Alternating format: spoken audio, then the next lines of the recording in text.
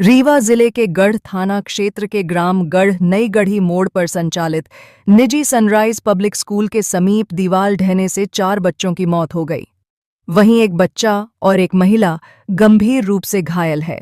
घटना को लेकर मिली जानकारी के अनुसार बारिश के चलते विद्यालय के बगल में बनी पुरानी बाउंड्री में नमी थी और स्कूल की छुट्टी के बाद बच्चे निकल रहे थे। उसी दौरान दीवार धराशायी हो गई, जिसमें 9 निहाल बच्चे दब गए, जिसमें 4 की मौत हो गई है।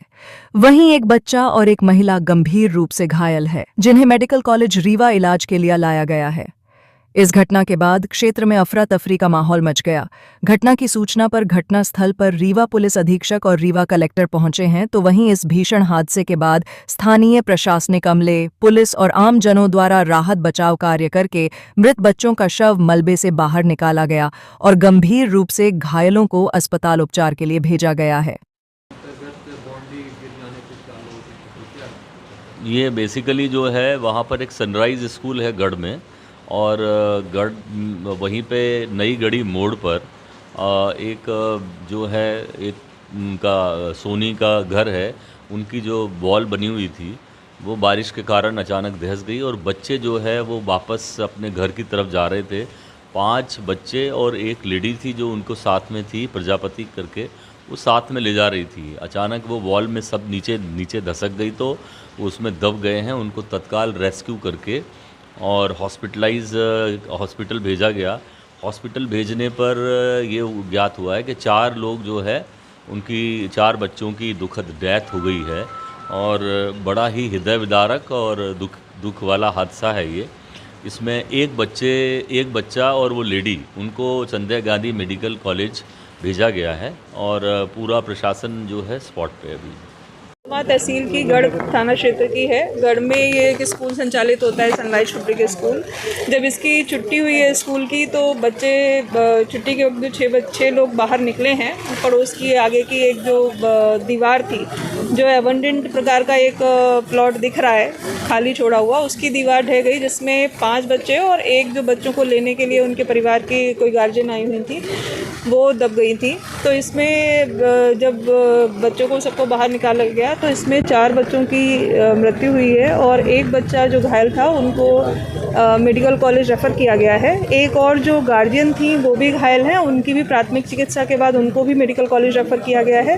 तो इस तरीके की घटना है। हम लोग ये कारणों का पता लगा रहे हैं कि ये जो दीवार अब बची हुई है पहले तो वो हट जाए, ताकि बरसात का समय है, ऐसी जो क्लियर साइड को क्लियर कर दें। बाकी और चीज़ें जो हैं जांच में और स्पष्ट होंगी। मैडम, राहत राशि दी गई कुछ अभी?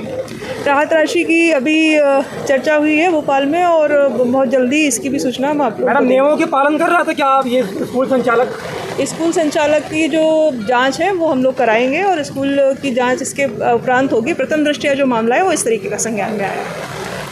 ठीक है। स्थिति बहुत दुर्भाग्यपूर्ण है, घटना और हृदय विदारक है और मध्य प्रदेश सरकार जो बच्चे नहीं रहे उनके परिजनों को 2-2 लाख रुपए की सहायता राशि प्रदान करेगी और एक बच्चे के भी तो संजय गांधी अस्पताल में एक बच्ची का इलाज चल रहा है और एक महिला अभी गंगेओ में है, उनको भी एम्बुलेंस से संजय गांधी अस्पताल शिफ्ट किया जा रहा है। तो कुल घटना का इस तरह का सरकार हर संभव मदद देने के लिए और भी प्रयास करेंगे, तो इतना ही है। अच्छा, आपने कहा कि दुखद घटना है, सर जिम्मेदार कौन है? लापरवाही किसकी? जिम्मेवार है मकान का मालिक और सरपंच और सचिव। इन तीनों के खिलाफ मेरी समझ से मुकदमा चलना चाहिए। क्योंकि ये पंचायत की जिम्मेवारी है कि एक बार जब बिल्डिंग गिर चुकी थी तो ये पंचायत की जिम्मेवारी है कि उस बिल्डिंग को हानिकारक पेड़ पौधा, बिल्डिंग, भवन जो कुछ भी हो, उसको गिराने की जिम्मेवारी पंचायत की है और पंचायत इस काम को करने में अक्षम रही है। इसलिए मैं तो मांग करूँगा, अभी तो यहाँ भी कुछ कहने की स्थिति में नहीं हूँ, लेकिन पंचायत के सरपंच और यहाँ के सचिव और उस मकान के मालिक इनके खिलाफ मुकदमा दर्ज होना चाहिए, उनकी गिरफ्तारी होनी चाहिए। निजी स्कूल है सर, संकीर्ण रास्ता है, अनुमति कैसे मिली होगी इसको? वो तो अलग चीज़ है, लेकिन प्राइमा फेसी जो है उसमें मकान मालिक दोषी है और पंचायत की ड्यूटी थी कि वो मकान को, उसको बिल्डिंग को गिराए। में सनराइज पब्लिक स्कूल विद्यालय है जो कि यहाँ पर संचालित था। बगल में जानकारी मिली कि कोई जर्जर हालत में दीवार थी।